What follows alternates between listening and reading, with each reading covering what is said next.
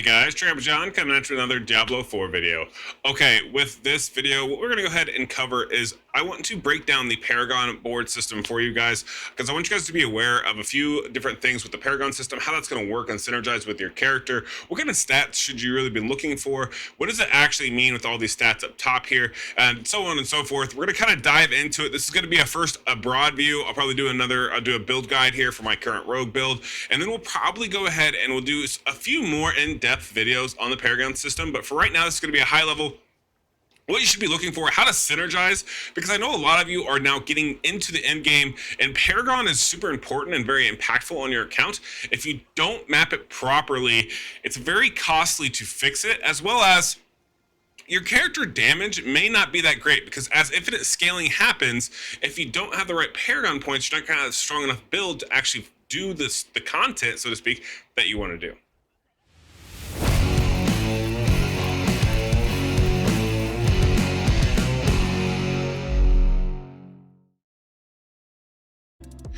All right, so as you can see here, I currently have d4builds.gg pulled up here. We're going to use this to really break down the Paragon system for example, for the rogue, because that's what the class I'm playing, so that's how I'm going to use as my narrative here.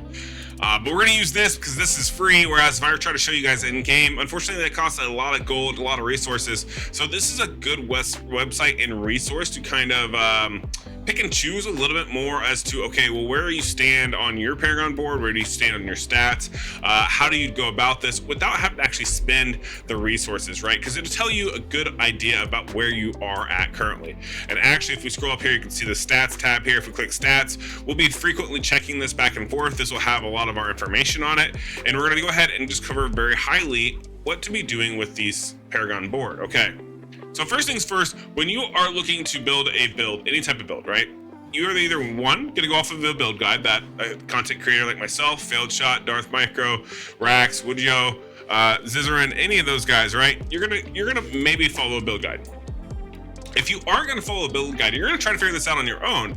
I highly recommend it. I mean, it keeps you versed, it keeps you involved. It lets you know, okay, where do you stand? Like, how good is your knowledge? What can you do? What you can't do, right?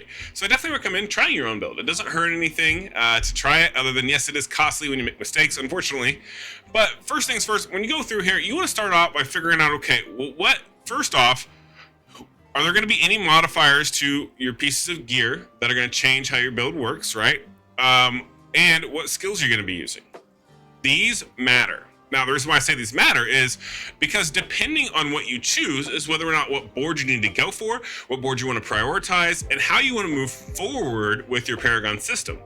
So, for example, let's think about this. So for a rogue, everyone knows imbuements are great. So imbuements and poison traps are probably one of the most talked about and common builds for the rogue. I do know there's a couple other builds out there that are like what the penetrating shot. I want to say there's a build out there that does that breaks off depending on what legendaries you have. And there's also, I think, invigorating strike has another modifier too. There's a few other builds out there. However, the reason why I say you need to figure this out is because you need to know what skills you're going for, because you're going to notice at the top of these skills, if I scroll up here, you should be able to see it now. It should be in frame, hopefully. There we go. At the very top here, you're going to see where it says like subterfuge and trap. And this is a subterfuge. And if we come over here, this is a basic cutthroat, right?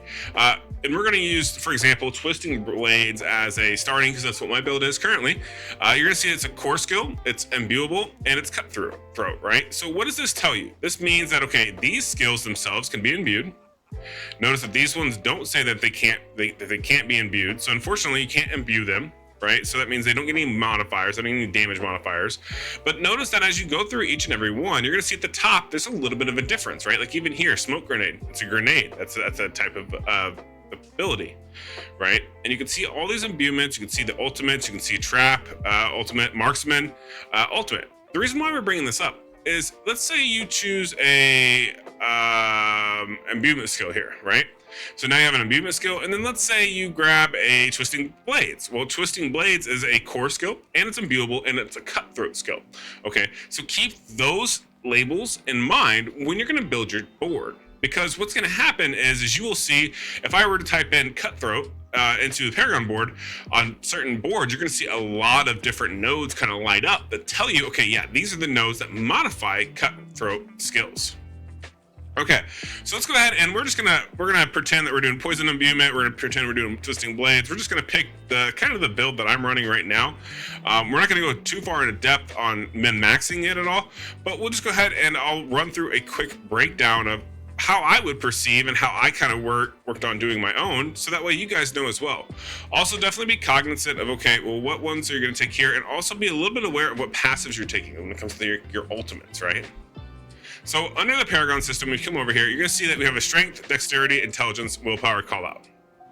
These are going to go up depending on what nodes you take, right? For example, when you start a tile, your first tile here is +5 dexterity. Notice the dexterity went up 5. Same thing, if we click on another one, hey, it went up to 70. Be very aware of these, because these are going to be your running totals for your build. You may not hit certain thresholds during your build time that allow you to do more and more damage. So, for example, what I mean by that is, see how this one here is a rare node? It's 10% damage plus 4 maximum life, and this is a rare node. Notice that the bonus, another 10% damage if requirements are met. So if you get 160 intelligence on your build, you'll get an additional 10% damage if requirements are met. That's pretty straightforward. I don't feel like I have to really teach you guys on this. But what the point that I'm going to make here is simply, okay, now that you've taken these points, you're going to go, okay, well, which way do I want to go? Always be cognizant of what route you're going to take and try to figure out what your end goal is. What I definitely would recommend is, if you're going to build a build like this, start from the beginning and figure out, okay, what makes the most sense? For me, I need to go ahead and I want to get this plus 100 armor, and I want to get all the way up here to the next card, so that way I can add one more board. Now there's also damage to dexterity, and we're going to talk about what you could possibly do, because now there's a gem socket. So first, I'm going to go all the way up here because I want to get this armor node. Armor is very impactful in Diablo 4. Resistances don't do a whole lot, but however, armor goes for both your physical, non-physical, and kind of your resistance. So it's definitely worthwhile to have and stack. It's actually, armor is more important than resistance is. So in this case, I definitely want to make sure I get it. Plus, it's a plus 10 dexterity node, which that's a lot of dexterity in the grand scheme of things, because yeah, as you can see, I need 160 strength to get this other modifier. These limits are only going to exceed as you add more and more boards, okay? So now that we went ahead and we added this one here, you know what? Yeah, we could take this all the way up here and we could go into our next board. But before we do that, we want to take another quick look. So what other nodes are on this board that makes sense for my build? So for example, had I went to the left, you could see that, okay, I would be getting resistances. What did I just say about resistances? They're not that impactful when it comes to Diablo 4. So really going this route is just not a good idea. And that's something to keep in mind, is look for the yellow nodes. Start with that as a starting point, right? Like, these aren't going to be your end build nodes. There's a good chance you're going to kind of do one of these builds and you're going to just keep going back and forth, back and forth, back and forth. But be aware of that, right? The next thing to be aware of is, for example, we're going to start off with this first glyph socket. So what does this first glyph socket do for you? So as you can see here, you have a glyph socket and it's empty. So you click on it, okay? Now we get to pick some skills. You will see here that these are all the different glyphs that can be added to your board. These are all found with open world farming, dungeon farming, so on and so forth. You're going to get these. Don't worry about it. What you do need to worry about is which ones do you want to use? Because as you'll see here, you get one, right? You get one, and then you get all these other ones around them. And how they work is, when you place one, notice at the bottom it says requirements within radius, and in this case, this one says dexterity, I want to say. So let's actually move my camera out of the way so you guys can see it a little better. But yeah, so the one I had highlighted said dexterity was what you need, 40 or intelligence, whatever it is. But you can see here where you need to have that minimum requirement. So what you should be doing is looking at your glyph socket and then kind of taking a quick peek. Okay, what stats do I have in abundance, right? So in this case, dexterity, I got 10. Oh, I got another 10 here. So that's 20 dexterity, right? And keep in mind, this is going to be within a radius. You can socket this as well if you want, and just throw something in there so you can kind of see what the radius is. That may also help you when deciding, right? So now you can say, okay, there's 10 dex here, 10 dex here. That's 20 dex. Let's see, what else do I have here? I can get 25 dex with this one over here. I can get up to 30 with this one here, 35 here. If we keep moving, that's 40 right here. And then I already have gotten no additional dex there. But notice that I have another +5 and another +5. So that's another 10 that I can get, right? So that gives me like 50 dexterity right here. So I definitely want to pick a socketable glyph that has a dexterity as a primary or a resource needed, right? And the reason being is because if we come up here and we type in dexterity, now, there are other glyphs you're going to take, and there are other modifiers as well, but we're going to start off with going through this because I think this is going to make the most sense. And also, this is probably for a rogue, this is going to be one of your first glyphs that you want to get, actually. And that's for every 5 dexterity purchased within range, you deal plus 1.3% increased physical damage. All of your builds, 9 out of 10 times on a rogue, are going to be physical damage unless you're doing the trapping build. I don't think that counts as phys. But additional bonus, physical damage increases the damage an enemy takes from you by 1% up to 10% for 15 seconds. That's up to a 10% increase in damage. On top of, you already are going to get, you have to have a minimum requirement of 40, right? So that means you're going to get 8 stacks of dexterity total, because stack is 5. So what this tells you is that when you're looking at this, I wish I could move my mouse again while I have this pulled up, but I can't, unfortunately, is you're going to see 40 dex as the min. Okay, so you have to have 40 dex in range, and if 40 dex divided by 5 is 8, right? That means you're going to get 8 8 stacks of plus 1.3% increased physical damage. So that stacks up super quick, very fast, right? So you're doing a lot of damage right off the get-go. And then you can see all these other nodes as well. You can kind of see, okay, well, this one here, it's 40 dex required as well, and this modifies cutthroat skills. Remember when I was talking about, okay, pay attention to what skills you have, because there were nodes at the very top of those skills that said cutthroat or marksman or whatever the case may be, right? So this would also be a viable option for this location. Same thing's gonna go for all these other ones, right? Like chilled ranger here. Notice that this one is for marksman skills, right? Like these all follow the trend of, okay, how is your build going to play out? In this case, chip is going to be one of the best ones to be using. And then what you're going to want to do is you want to meet that minimum requirement. When you socket this in game, it will tell you if you have not met the required minimum. So what we'll do is we'll go ahead and we'll say we socket that in there, and then let's figure out our build. So we know we need 40 total. So then you come in here and say, okay, well, what ones do I have? What are my options? So I got 2 here. Okay, and then where are my other ones? I have another 1 here, that's plus 5. I've got 1 down there, 1 there. Okay, so you see some of them, and then I got a 10 here. So you probably want to take that 10, right? Because that's going to be the most beneficial. That costs you 3 nodes to get to, and you get a plus 5 damage. So it's worth the travel, right? And then you have this intelligence, damage, intelligence. Well, damage, 5% straight up damage is quite a bit, and you have right here a dexterity node. So you could come over here and go 7 and 1 here, right? But that wouldn't make sense, because what's going to make the most beneficial for your build and doing your Paragon board is going to be simply taking what makes the most sense linearly. So in this case, strength, because we're going to do phys damage. We're going to grab this dexterity that we need. That's going to give us what? 10, 20... 25 dex right there. And then from here, we can go ahead and we can go punch up 1 and grab that plus 5% damage, because it's going to be very helpful. Now you can also look at the other ones. Notice I have 2 dexterity here, but they're outside of this range, so they're not going to do me any good. They don't actually play into effect. So this means I also need to go get a few more things of dexterity. Notice that if I come down this row and I go 2 down and 1 over right here, that gives me 15. So that's 10, 20, 25, 30, 35, 40. Now I've hit the minimum requirement for this. Now I could go higher and get an additional 1.3% damage. There's nothing wrong with that. And honestly, I would probably recommend it if it's feasible. So in this case, I can go 1 more skill right here to get 1 more stack. And I could go over here and go int and then grab 1 more right there. What that does is that gives me quite a bit of boost here. That gives me 2 additional nodes. That gives me, what is that? So I go from 8 to 10. So that gives me about 13% increased physical damage. That's very impactful. On top of, physical damage increases the damage an enemy takes from you by 0.1% up to 10% for 15 seconds. So you can see that you can even do even more additional physical damage. So now let's move on to the next step. How do you add a board? What do you want to do with the board? Are you going to rotate the board? How is it going to work for you? So if you click on this board here and we say, okay, you now need to figure out what makes the most sense to pick next. In this case, we're going to use the rogue as the example. And there's a few options. So you have here where look at the legendary nodes, see what kind of a board you're looking at, right? So this is a legendary node, tricks of the trade.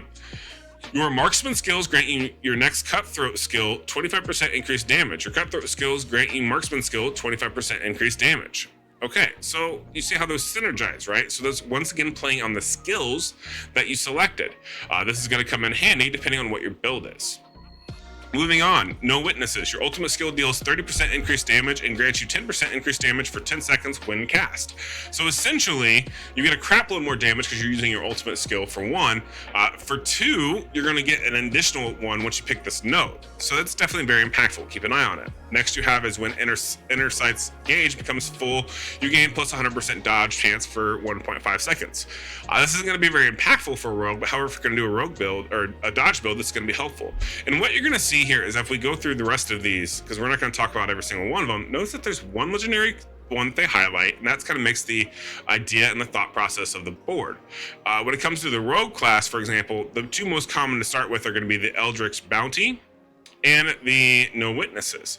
In this case, I'm going to pick the No Witnesses because I just did my rogue build guide. I'll have another one, I'll have the video coming out very soon, but I already kind of know which one would be the next best one for my particular build, so we're going to go ahead and pick this.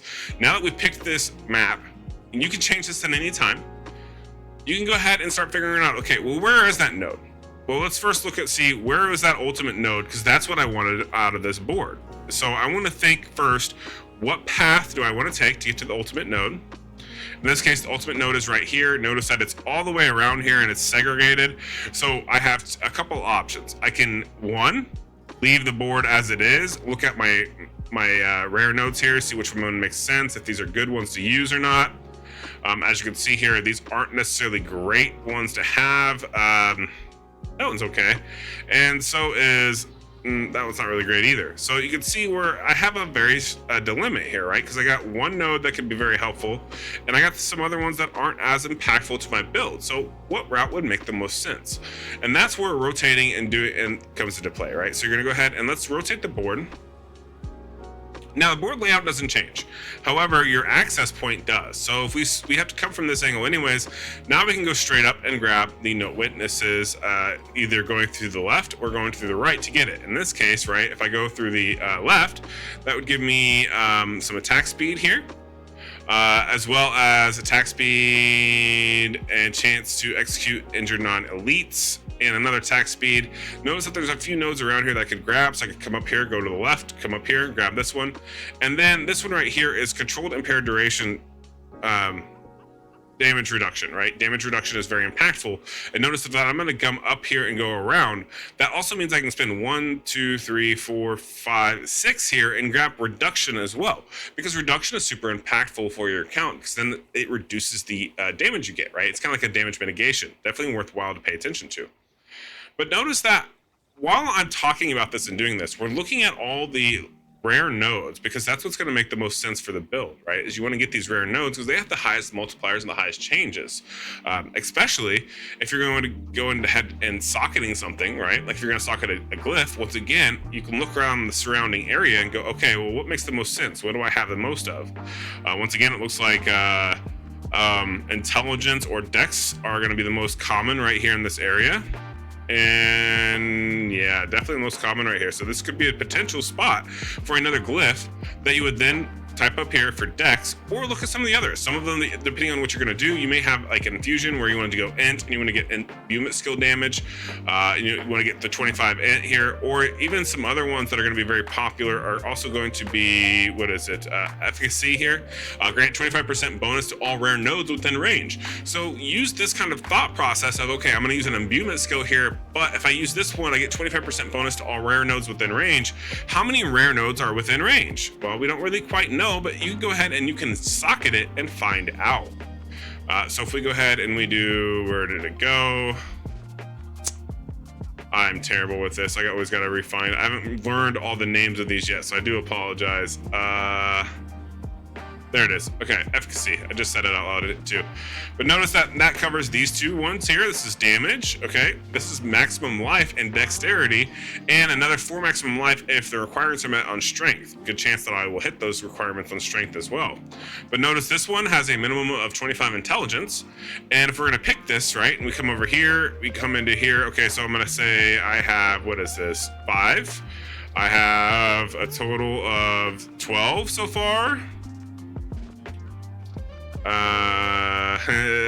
17. Okay, we're getting there. 17. And oh, come on. There's not enough. Oh, there he goes. And if you grab this one too, 27 intelligence, which gives you just enough to unlock this. So what this means is you would then get the you have to hit the minimum to let the skill and modifier apply it in the first place. But this also means that you would get a 25% bonus to all rare nodes within the range. So basically whatever these stats are at 25%. I don't know if this also plays off of the bonus, if you get the bonus unlocked, if it goes on to that as well. I'll have to ask the developers.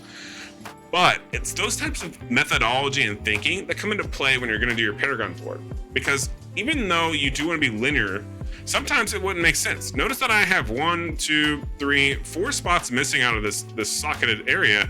It may not make sense for me to go ahead and use the gem buff socket there because I don't have enough of the surrounding things. Or let's say, for example, we moved all the way over here and we wanted to add another board, right? Let's say we wanted to add the Eldritch Bounty board, right? And viewed one, because we're going to do some sort of poison build. Notice over here, okay, well, maybe I want to jet over here, but when I get over here, I see, okay, this glyph socket I can't really utilize, right? Or maybe I want this one to be the modifier for the 2 rares. That's the kind of thought process you want to take, is you want to be thinking about your finished build, not just your current build, right? Because as you progress your build up is how you're going to do damage and modifiers over time. Also notice that our stats up here are growing. You can also keep an eye on your stats by going over to the stats tab and actually scrolling around. You can see, okay, well, here we have damage with skills, damage with basic, cutthroat, marksman, so on and so forth. Depending on which nodes I grab, it's going to modify these and give us a total amount, right? And this is what's going to actually influence your build. Because even though, let's say you have gear here and you just pick your aspects, the one thing that it's not going to take into account is you may have on your pieces of gear, let's say you have on your helm, chest, whatever, let's say you have extra dex on one of your chests or extra ents on one of your chests. That's not uncommon. It's very common to have an additional primary stat located and stored on your gear. It's very common. It's not ideal, it's not the best in the slot, but sometimes it happens. And that's also going to modify these numbers here, right? Because depending on what your overall strength, dexterity, intelligence are, is what's going to make or break your build. You get 225 of these points total, and by utilizing them all in a certain fashion, you get the boards that you want to get. My recommendation, and what I found to be the easiest when kind of digesting all this information, was pretty simple. Is I looked at every board and I said, okay, which boards do I want that legendary skill on?